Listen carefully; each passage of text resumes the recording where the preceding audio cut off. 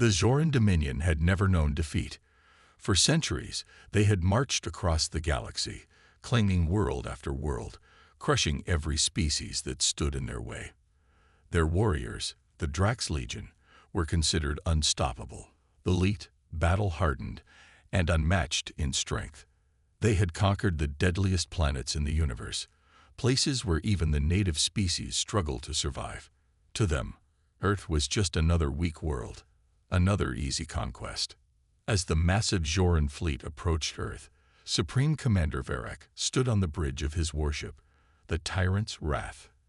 His golden armor gleamed under the artificial lights, and his red eyes burned with the hunger of conquest. His second-in-command, General Korek, stood beside him, analyzing the reports from their intelligence division.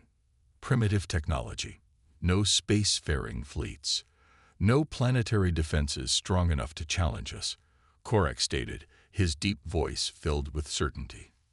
This world will fall within a standard cycle. Varric smirked, gripping the railing as the blue and green planet came into view. They always do. The Zorans had fought and won against civilizations far more advanced than Earth. The idea that this planet could put up any real fight was laughable. Even their so-called Death World status did not concern the Drax Legion. After all, they had conquered every Death World they encountered. The invasion began with overwhelming force. Thousands of warships descended upon Earth's atmosphere, unleashing waves of destruction upon military bases, communication centers, and government buildings. The plan was simple: break their ability to resist before they even realize what's happening. In the first hour, major cities across the world were attacked. The skies burned as energy weapons struck with pinpoint accuracy. Human aircraft and ground forces were wiped out within moments. The Zorans watched from orbit as Earth's defenses crumbled. It was all going according to plan. But then, something strange happened. The humans didn't surrender.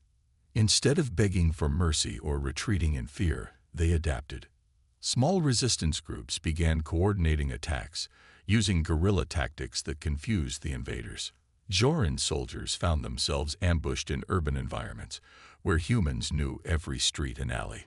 Snipers took down their officers. Explosives were set in key locations. Traps turned every battlefield into a nightmare. Commander Varric frowned as the battle reports came in. Their tactics are unusual, Korek admitted. They fight with no pattern, no central command structure we can target. Varric clenched his fists. This is nothing but desperation. A few victories in the dirt will not change their fate. But the losses continued to mount. Zoran war machines were hacked and turned against them. Entire squads of Drax soldiers were wiped out without explanation. The mighty Tyrant's Wrath suffered its first direct attack when a human fighter pilot crashed his own ship into the ship's power core. Suicidal, insane, but effective. Varric realized something horrifying. Humans did not fight for survival. They fought for absolute victory, or death. For the first time, the Drax Legion was not feared. They were hunted. As the battle for Earth raged on, the Zorans began to see the terrifying truth. This was not just another death world. This was something far worse. This was humanity's world. And they would never surrender. The Zoran Dominion had never faced resistance like this before. Every world they had conquered before fell in weeks, some within days. But Earth was different. The first days of the invasion were supposed to crush human defenses, forcing them into submission. Instead, the humans had turned their entire planet into a battlefield. Every city became a war zone. Every forest hid ambush squads. Even the oceans were filled with dangers that the Zorans had never seen before. It was not a war of conquest anymore. It was a war of survival, and the Zorans were not the ones winning. Commander Varric stood on the bridge of the Tyrant's Wrath, staring at the latest reports with growing frustration. Losses were far beyond what had been estimated. The humans were not just fighting. They were adapting, learning, and striking back harder each time. His second-in-command, General Korek, entered the command deck, his expression grim. We lost another battalion in the ruins of their capital. The humans have fortified their underground tunnels. Every street is a death trap. Varric growled. How? We outnumber them. We have superior technology, and yet they fight as if they are the conquerors, not the ones being invaded. The reports were disturbing. The Drax Legion, once feared across the galaxy, was now being hunted like prey. Joran soldiers reported entire squads disappearing without a trace. When bodies were found, they were torn apart, burned, or left as warnings. The humans did not fear them. They hated them. And hatred was proving to be a more powerful weapon than any advanced technology.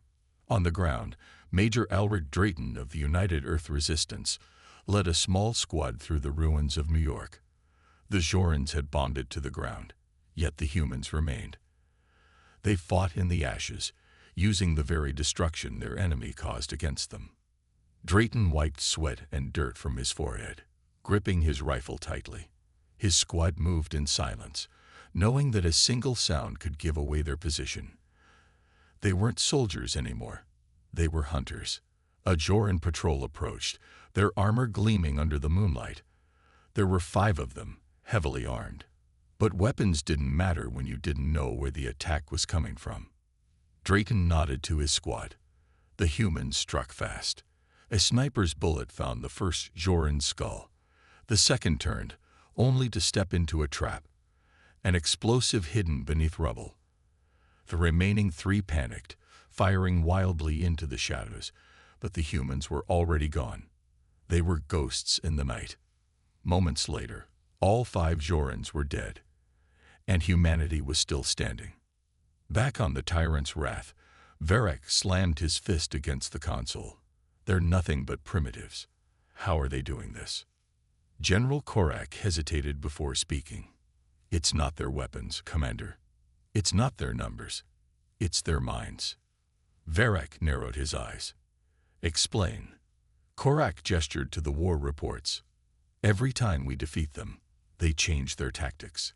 They are not bound by tradition or strategy manuals. They use what works.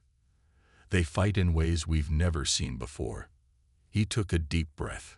Commander, I believe they are learning faster than we can adapt. Varric refused to believe it. The Joran Dominion was built on war. How could these humans, these so-called primitives, be winning? Unless they weren't primitives at all. Unless the Council had been wrong about them. But it was too late to reconsider. Because at that moment, a massive explosion rocked the flagship. Sirens blared as the ship's shields flickered, struggling to hold. A direct hit. A human strike force had just attacked their main warship. And if humans could strike there, they could strike anywhere. The war had just begun. The battle for Earth was no longer just a fight for survival. It was a brutal lesson in war, and humanity was the teacher. Zoran High Command had sent reinforcements, tripling their forces, expecting sheer numbers to finally break human resistance. But numbers meant nothing when the battlefield itself rejected them. The skies were a graveyard of burning Joran ships. Orbital bombardments had shattered entire cities, yet somehow humanity refused to die. Underground bunkers, hidden strongholds, and unpredictable attacks turned Earth into a labyrinth of death. The Jorans were used to crushing civilizations, but Earth was something else. It wasn't just a planet. It was a trap. In the depths of the Amazon rainforest, General Riker of the United Earth Resistance surveyed the battlefield. His forces had lured a Joran battalion deep into the jungle, and now it was time to spring the trap. He watched from his hidden command post as the alien soldiers advanced cautiously, their plasma rifles glowing in the darkness. Their technology was advanced, but the jungle belonged to humanity. The first Joran scout disappeared into the undergrowth. No sound, no struggle, just gone. The others barely had time to react before the forest came alive. Explosions tore through the trees, human snipers fired from unseen perches, and the ground itself collapsed under hidden mines. The Jorans panicked, their formations breaking apart, and when they turned to retreat, They found their path blocked by fire and steel. Humans emerged from the shadows, masked in mud and blood, wielding weapons scavenged from fallen enemies. They weren't just fighting for Earth anymore. They were hunting. Minutes later, the once powerful Joran battalion was gone. High above, aboard the Tyrant's Wrath, Commander Varric watched the reports with growing disbelief. The battle wasn't turning. It had already turned. Humanity wasn't just surviving. They were winning. His second-in-command, Korak, stepped forward. His face was grim. "Commander, we have confirmation. They've taken down another battleship." Varric clenched his fists. How? The humans had no fleet, no navy capable of fighting in space, yet Joran warships were falling one by one. A new report flashed on the screen. Earth's defenders had taken over a Joran supply base and repurposed the technology. Varric's blood ran cold. Humanity was learning to use their weapons. And if they could use Joran technology, then the war had already slipped out of the Dominion's control. In a hidden bunker deep beneath the ruins of London, scientists worked tirelessly, reverse engineering alien weaponry. Dr. Emily Carter, one of Earth's brightest minds, held up a datapad. "We've cracked their targeting systems. If we can override their ship's eye, we might be able to turn their own fleet against them." Across from her, Captain James Holloway of the Resistance nodded. "Good, because we just got word. Another invasion fleet is coming. Twice as big. If we don't find a way to fight back, Earth won't survive the next wave." Emily smirked. "Oh, we'll survive. But they won't." For the first time in history, a species had conquered every death world in the galaxy. But now they faced Earth, and Earth had decided that it would be the last world they ever tried to take. The Joran High Command had underestimated humanity. What was meant to be a swift planetary conquest had become a relentless nightmare. For the first time in history, the so-called invincible conquerors were losing. Their fleets, which once dominated death worlds without resistance, were now being picked apart, ship by ship, base by base. Humanity was no longer just defending. They were taking the fight to the enemy. Deep beneath the surface, inside an underground military facility, scientists and engineers worked day and night, reverse engineering captured Joran technology. Dr. Emily Carter stood over a massive console, her eyes scanning the alien blueprints. Earth had no interstellar fleet. Until now. "We did it," she breathed, turning to Captain Holloway. "We've reprogrammed their ships." Holloway grinned. The Jorans had handed humanity the very weapon they would use to destroy them. "Tell the pilots," he said. "Tonight, we take our first ship into orbit." The skies over Earth burned as Joran warships fell. What was once an overwhelming force was now in retreat. The humans had hijacked their own fleet, turning the tide of battle. On the bridge of a stolen Joran battleship, Commander Leon Briggs adjusted to the alien controls. "Weapons online. Let's see how they like their own firepower." The stolen ship, now under human command, unleashed a devastating barrage upon the unsuspecting Joran fleet. The Dominion forces panicked as one of their own vessels turned against them, cutting through their ranks. The resistance forces cheered as the impossible became reality. Humanity now had its own warships. Inside the Joran flagship, Commander Varric was losing control. Reports flooded in, bases overrun, ships destroyed, entire battalions wiped out by human guerrilla tactics. "This is impossible," Varric growled. His species had conquered planets far more dangerous than Earth, so why were they losing here? Korak, his second-in-command, hesitated before answering. "Commander, the humans are different. They learn too fast. They don't just fight. They adapt." Varric clenched his fists. If humanity was already mastering alien technology, then the Dominion itself was in danger. His gaze darkened. There was only one option left: total planetary annihilation. In the depths of the Amazon, a hidden human stronghold received a chilling transmission. Dr. Emily Carter's face paled as she listened. "They're planning an orbital bombardment." Holloway's expression hardened. They want to wipe Earth clean. Silence filled the war room. Then, General Riker stood. "Then we stop them," he said. Emily looked up. "How?" "Their fleet is still stronger than ours." Riker's eyes gleamed. "Not for long." The Jorans thought they had crushed every death world. But they had never faced a species like humanity. Now, Earth was not just surviving. Earth was hunting them. The Joran Dominion had always believed in absolute supremacy. No species had ever withstood their conquest, not the acid-breathing Turnax, not the fire-resistant Gathol, not even the subterranean warlords of Vortos 9. Every Dith world they had crushed before had fallen the same way. Overwhelming force, absolute destruction. But Earth was different. What had started as a simple planetary invasion had spiraled into a catastrophe. Humanity was not just resisting. They were winning.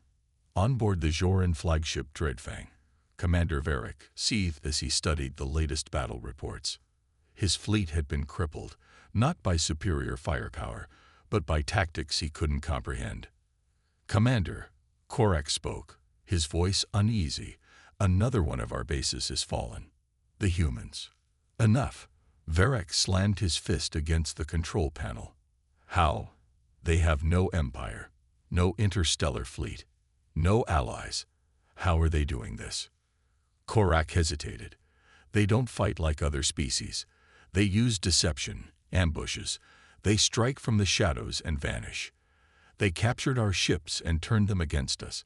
They predict our movements before we even make them. It's like they learn in real time." Varric's claws dug into the metal surface of the table. The realization was sinking in. They were not fighting a simple rebellion. They were fighting something far worse. In the wreckage of a ruined city, a squad of human soldiers moved like ghosts. Captain Ryan Holloway crouched behind a collapsed building, scanning the enemy patrol with night vision goggles. The Jorans still held key positions, but their numbers were dwindling. They were pulling back, running. "Confirm target," whispered Sergeant Ortiz, sniper rifle steady in her hands. Holloway smirked. "Make it count." Ortiz pulled the trigger. A Joran officer collapsed before he even knew he was being hunted. Chaos erupted as the remaining patrol scrambled for cover, but the humans were already gone. The tides of war had turned. The Joran High Command ordered a desperate retreat. Earth was supposed to be an easy conquest. Instead, it had become a graveyard for their forces. But humanity wasn't about to let them escape. Aboard the stolen Joran battleship Avenger, Commander Leon Briggs and his crew prepared for their next strike. Dr. Emily Carter stood beside him, analyzing Joran fleet movements. "They're regrouping at the edge of the solar system," she reported, "probably for a full retreat." Briggs grinned. "Oh no, we're not letting them run." The Avenger and its human-crewed fleet of captured Joran warships powered up their weapons. The hunters were now the hunted. With a silent nod, Briggs gave the order. "Engage." The battle at the solar system's edge was unlike anything the galaxy had seen. Zoran ships, once symbols of absolute power, were blown apart by their own technology, now controlled by human hands. Varric, aboard the Dreadfang, watched in horror. His fleet was being annihilated. "This isn't war," he muttered. "This is a massacre." The humans had turned their own weapons against them, adapted to their strategies, and now they were delivering the final blow. For the first time in Joran history, a Dominion fleet was being wiped from existence. And for the first time in Varric's life, he felt fear. Earth had not just survived. It had become the nightmare of the galaxy's strongest conquerors. And humanity was just getting started. Varric stared at the destruction unfolding before him. His fleet, the unstoppable force that had crushed every death world before this, was burning. Ships ruptured, spewing debris into the void. Joran warriors, once arrogant and unchallenged, were screaming in desperation over the comms. This was not how it was supposed to end. Aboard the Avenger, Commander Leon Briggs stood firm, watching the battlefield unfold. The Jorans were broken, retreating in chaos. But he wasn't here for just a victory. He was here for justice. "Open a channel to the Dreadfang," he ordered. A moment later, Varek's terrified face appeared on the main screen. "You should have killed us when you had the chance," Briggs said coldly. Varek's mandibles twitched. "Human.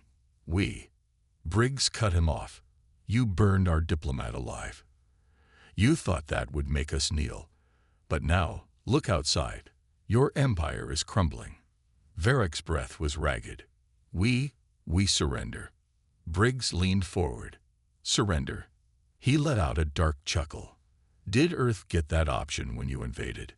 Did Carter get that option when you murdered him in front of the whole galaxy?" Silence. "You're not walking away from this," Briggs said. "Not this time." Varek's mandibles clicked anxiously. He knew what was coming. Fire. The Avenger and its fleet unleashed a devastating barrage of energy blasts, railgun fire, and torpedoes. The Dreadfang, once the flagship of an empire, was torn apart in an instant. Varek had no last words, no plea for mercy, just silence. The remnants of the Joran fleet scattered, leaderless and broken. Some ran to the depths of space, others attempted to surrender to any species that would take them. But the war was over, and Earth had won. Months later, the Galactic Council chamber was eerily quiet as a new force entered its halls. A delegation of humans, led by Ambassador Rachel Vaughn, walked with purpose. The same chamber that once sentenced Carter to death now held its breath as humanity approached the center podium. Rachel's voice was steady, cold. "The Joran Dominion is no more, and the Galactic Council allowed their crimes." Some alien delegates flinched. Others looked away in shame. Rachel's gaze swept the room. "From this moment forward, Earth does not answer to this council." She took a slow breath before delivering the final blow. "You answer to us." The chamber erupted into chaos. Some protested, some pleaded, some saw the truth. Humanity was no longer just another species in the galaxy. They were now its rulers. The Jorans had conquered death worlds, but they had never faced Earth. And now, they never would again. The galaxy was different now. For centuries, the Galactic Council had dictated the fate of lesser species. They had ruled with arrogance, using the Jorans as their enforcers, ensuring that no world could challenge their power. But that era was over, because humanity had changed everything. The ruins of the Joran homeworld still smoldered. The once great empire had fallen in fire and blood, its mighty fleets scattered to the void. What remained of their people were either prisoners or desperate refugees, wandering the stars in search of sanctuary. No one was willing to help them. No one dared. Because now, the galaxy had a new power. Aboard Earth's flagship, Eclipse, Commander Leon Briggs listened as reports came in from across the stars. Joran strongholds had surrendered. Rebel factions had sworn loyalty. The Council itself was fractured, uncertain of its future, and all of it had happened because of Earth. A transmission came through. Ambassador Rachel Vaughn appeared on screen, her expression unreadable. "The Council wants an audience," she said. Briggs smirked. "Do they now?" Rachel nodded. "They know they can't fight us.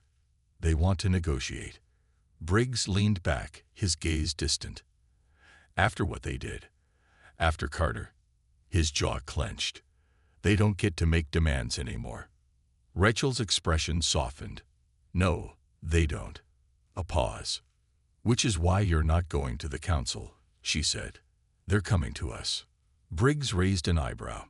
The most powerful governing body in the galaxy, forced to kneel before Earth. He let out a quiet chuckle.